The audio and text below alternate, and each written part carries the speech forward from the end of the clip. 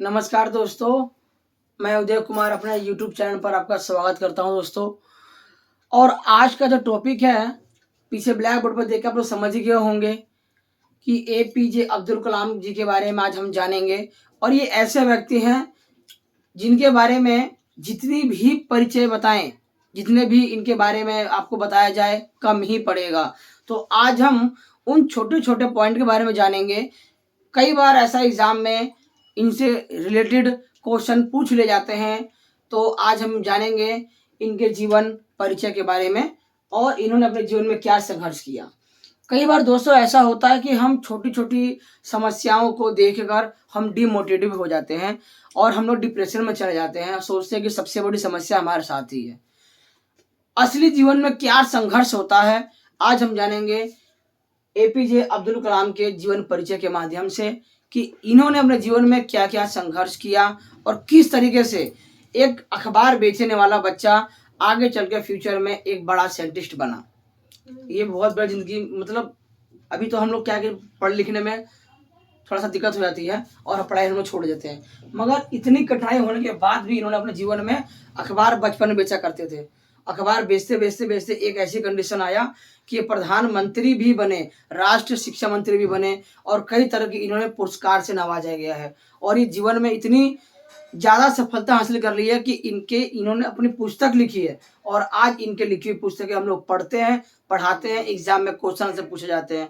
कई बार government job की तैयारी करने वाले एग्जामों में भी ऐसे इनके बारे में क्वेश्चन आंसर आ जाता है। स्कूलों में पढ़ा जाता है, इनकी ऐसे पढ़ाए जाते हैं, इनके जीवन परिचय में पढ़ाते हैं। तो दोस्तों आज हम जानेंगे इनके जीवन परिचय के बारे में, शॉर्टकट में जानते हैं। ज़्यादा विस्तार से वीडियो को लंबी नहीं करूँगा दोस्तों। हाँ, एक बार दोस्तों, एक मिनट, आपसे केवल इतनी सी रिक्वेस्ट करता हूं दोस्तों कि प्लीज इस वीडियो को अगर आप पूरा देखेंगे तो ही आप इनके जीवन परिचय के बारे में विस्तार से जान पाएंगे, डिटेल में।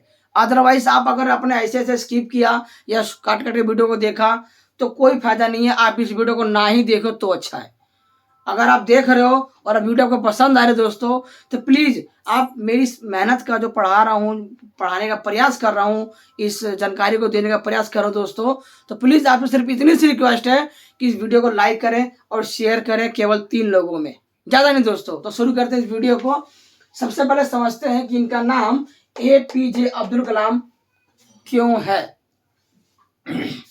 एपीजे अब्दुल, दोस्तों देखिए, अभी आप लोग क्या समझते हैं, इंडिया के मैक्सिमम लोग नाम को देख के बड़ा भेदभाव करते हैं।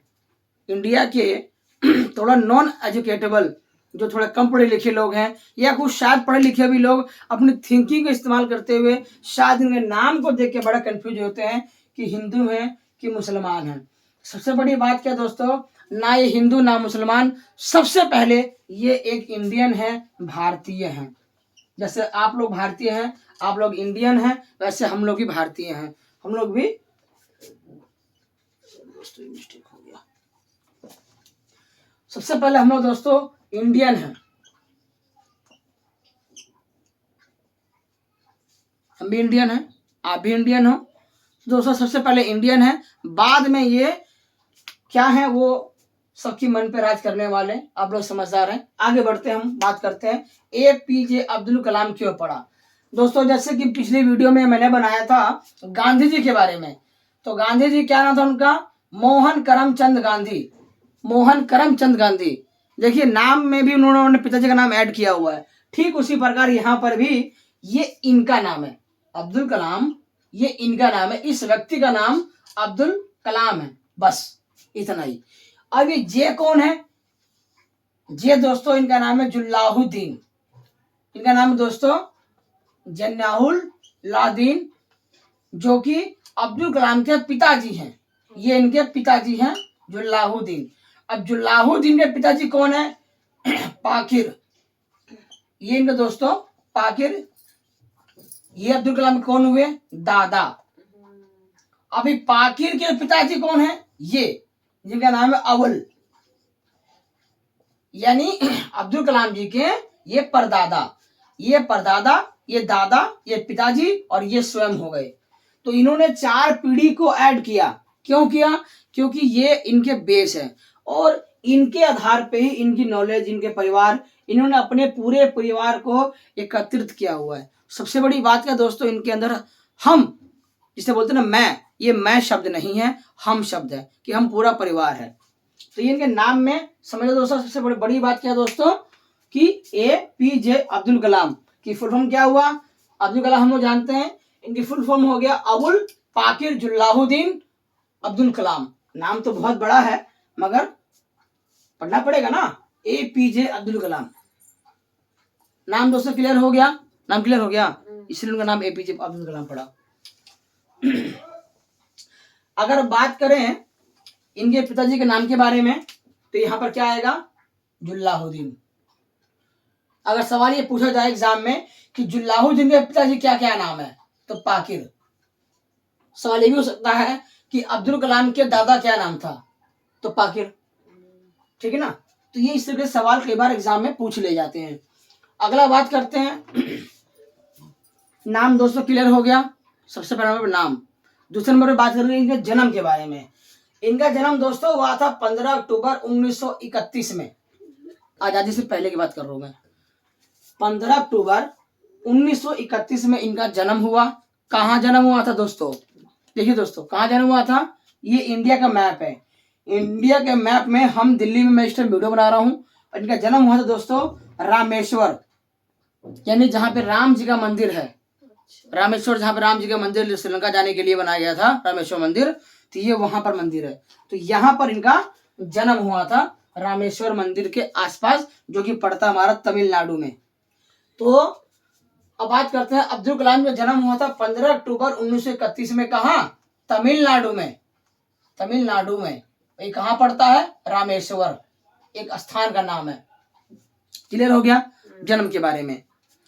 अगर मृत्यु के बारे में बात करें, इनका कब मरे थे ये, तो 27 जुलाई 2015 में, अभी हाल ही में ही आजादी के बाद। अभी 2024 चल रहा है, आज से 10 साल पहले चले जाओ बैंक में।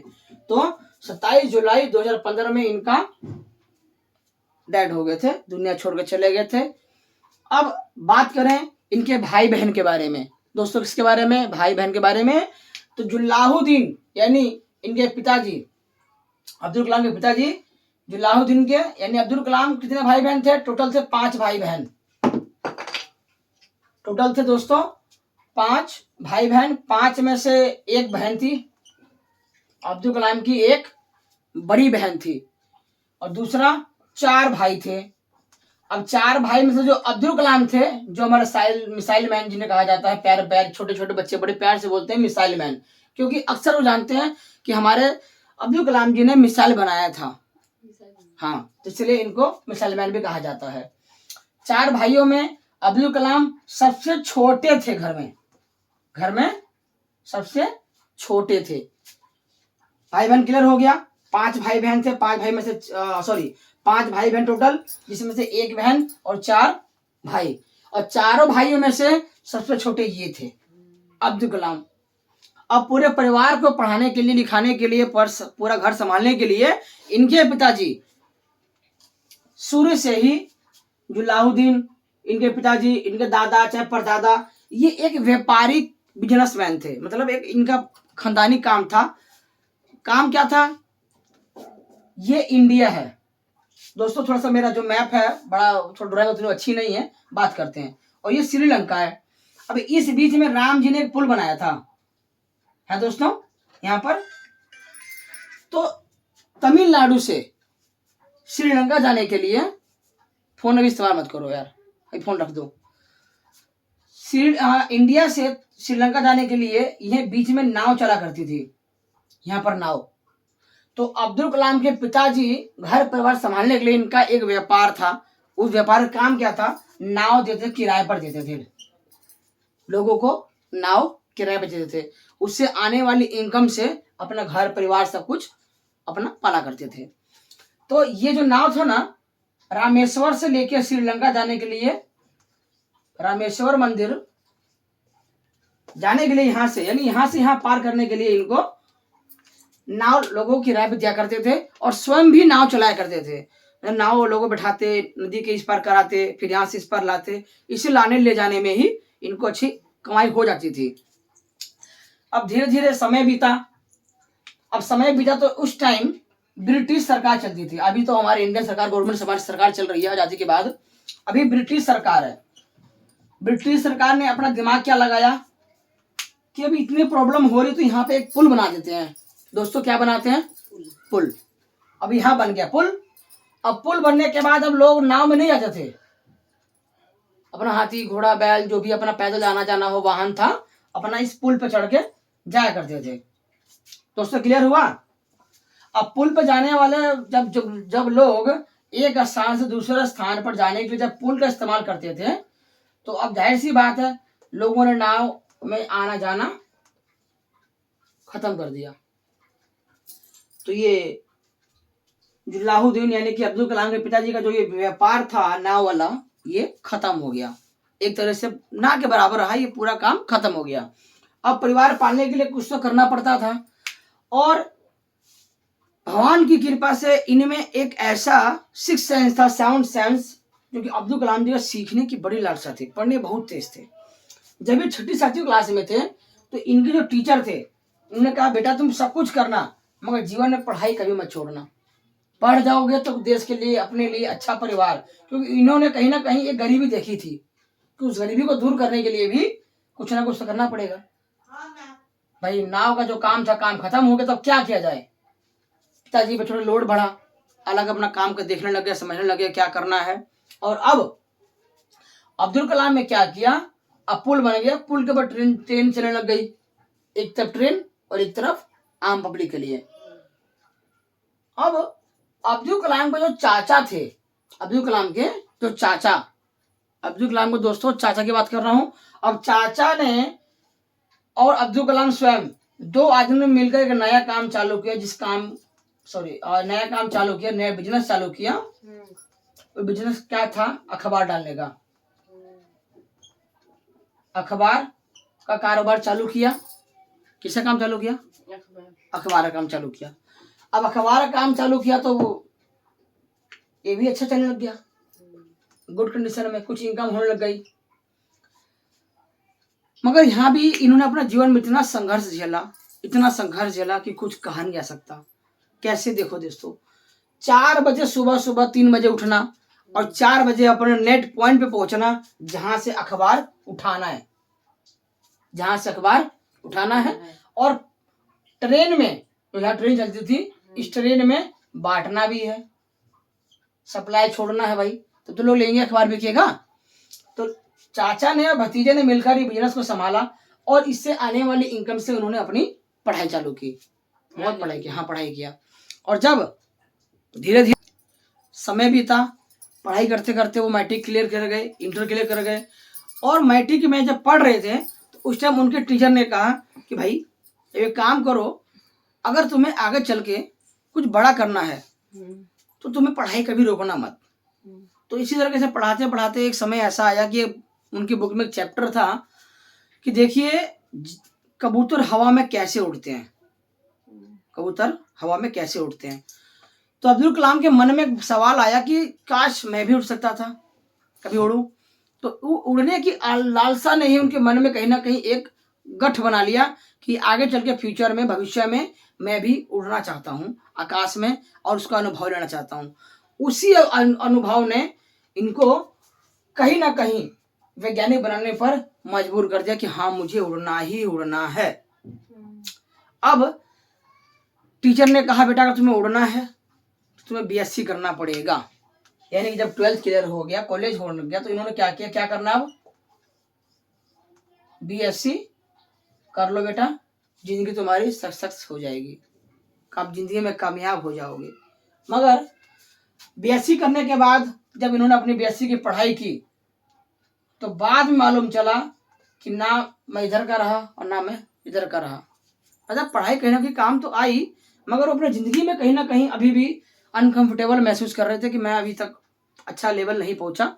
अब समय बीता, बीएससी करने के बाद अब इन्होंने कहा कि जब मुझे भाई एयरफोर्स में जाना है, भाई उड़ने के लिए जहाज में जाना पड़ेगा ना, तो अब जहाज ज्वाइन करने के लिए मुझे एयरफोर्स में जाने के लिए मुझे MIT एक कोर्स करना पड़ेगा जिसका नाम था मद्रास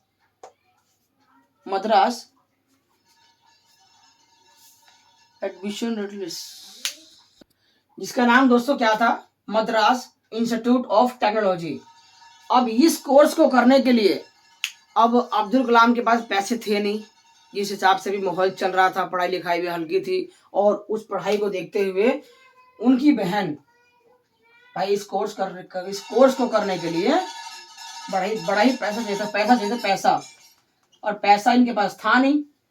इनकी बहन ने क्या किया, अपने गहने बेचे। क्या बेचे? गहने बेचे। और भाई को बोला, भाई ये पैसे लो और जाओ अपना MIT जो कोर्स है उसे पूरा करो और अपने जीवन में सफलता को हासिल करो। भाई ने मन पे पत्थर रखते हुए वो गहना को हाथ में लिया और मन ही मन कहा, इस गहने को 10 गुना दीदी आपको वापस करूंगा, 10 गुना। और आपने जो भी गहना मेरे को दिया नहीं, गहना भी दूंगा, प्लस मैं आपको 10 गुना मेहनत, 100 गुना मेहनत करके दूंगा, आपको इसका निराश नहीं होने दूंगा। इस कोर्स को पूरा करूंगा और जिंदगी में कामयाब होकर दिखाऊंगा।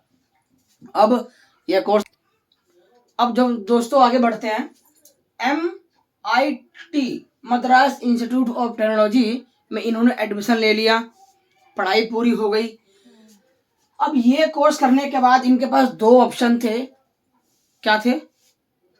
2 ऑप्शन थे। पहला, एयरफोर्स में जा सकते थे। एयरफोर्स कहाँ जा सकते? एयरफोर्स का मतलब क्या होता है? जो लड़ाकू विमान होते हैं ना, उनमें जा सकते हैं। आर्मी में, मिलिट्री में, आर्मी में जा सकते थे। दूसरा, MIT कोर्स करने के बाद ये साइंटिस्ट बन सकते थे, यानी कि वैज्ञानिक। अब वैज्ञानिक, इनका मैथ और साइंस इतनी तेज पकड़ थी ना, इतनी तेज पकड़ थी कि अच्छे से लोग नहीं पढ़ पाते थे। टीचर कंफ्यूज हो जाते थे कि इस बच्चे में इतना टैलेंट आया कहाँ से। टीचर अभी तक सवाल लिख रहे हैं और इन्होंने आंसर कॉपी में लिख दिया। सोचिए, ये नेचुरल इनके बना हुआ है। इनके पास 2 ऑप्शन था, या तो एयरफोर्स में जा सकते थे MIT कोर्स करने के बाद, या फिर वैज्ञानिक। अब इन्होंने शुरू से मन में ठान रखा था कि मेरे को हवा में उड़ना है। अब उड़ने के लिए एयरफोर्स में जाना जरूरी है। तो एयरफोर्स में जाने के लिए उस टाइम वैकेंसी निकली थी।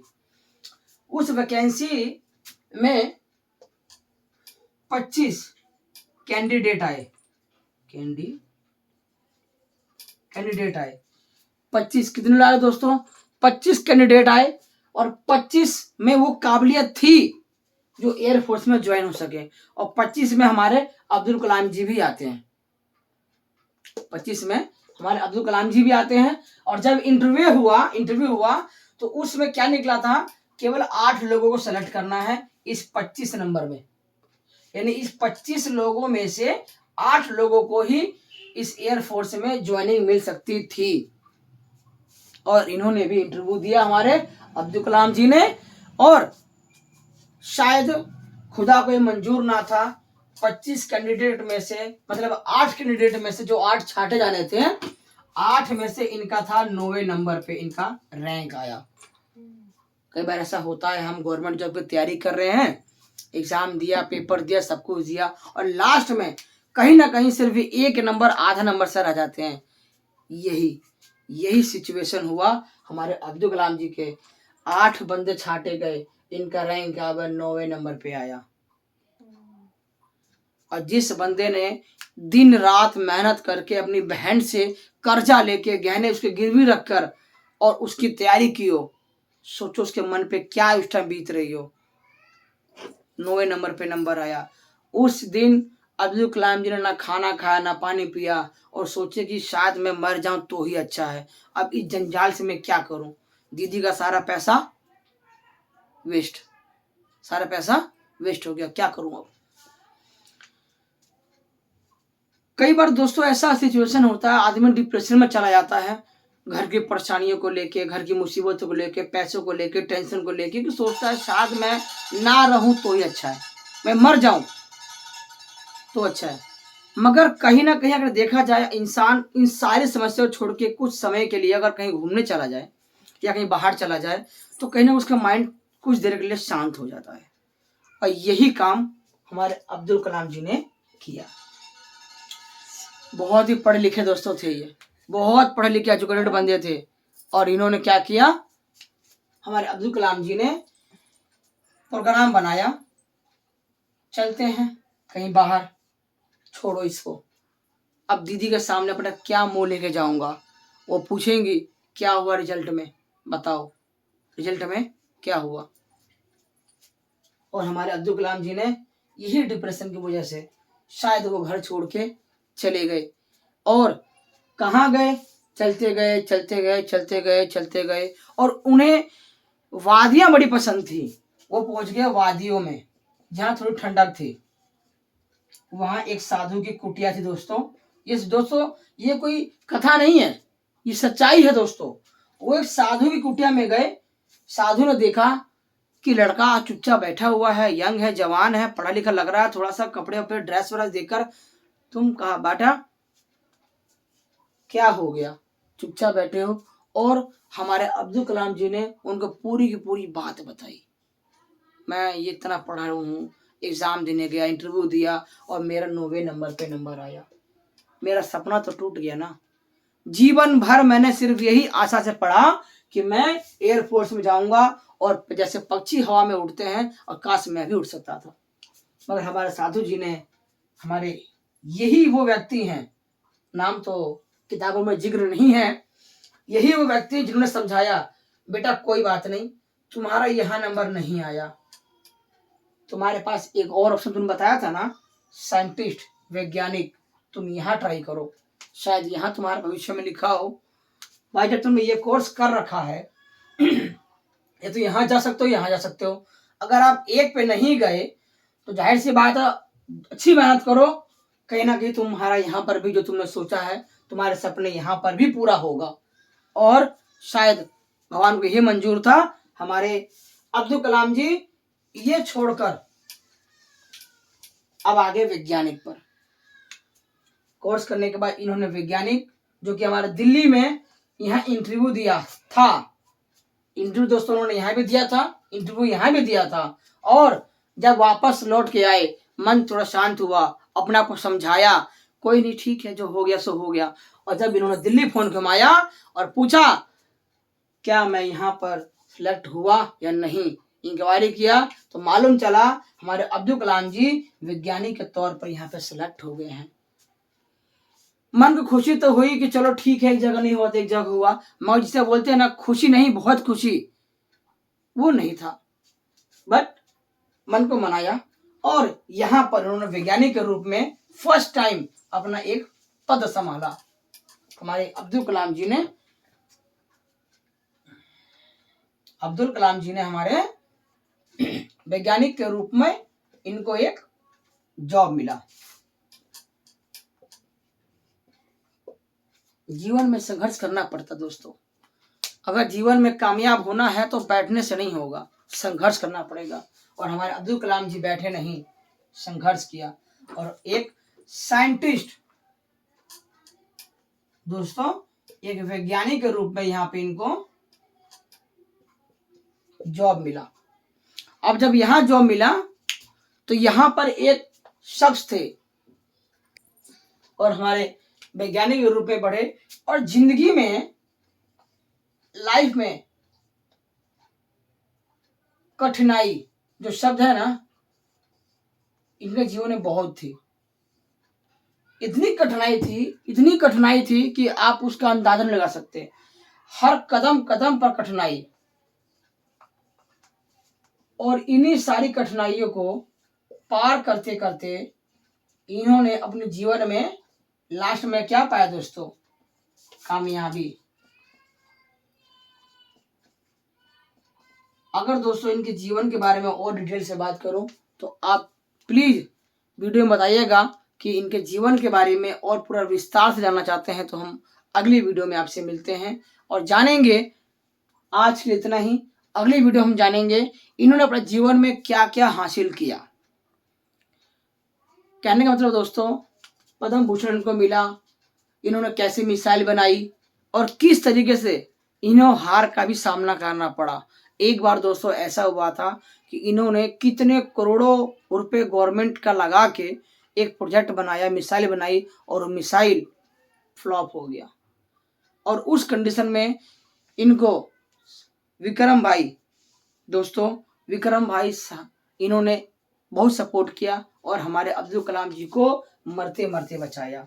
तो आप इनके बारे में जानना चाहते हैं तो आपसे रिक्वेस्ट है कि आप अगले वीडियो में बताएं कि विक्रम सारा भाई के बारे में क्या आप जानना चाहते हैं, कि कौन थे ऐसे व्यक्ति जिन्होंने अब्दुल कलाम को मरते मरते बचाया था और गवर्नमेंट का कितना पैसा अब्दुल कलाम जी ने बर्बाद कर दिया था, कितने करोड़ों रुपए बर्बाद किए गवर्नमेंट के।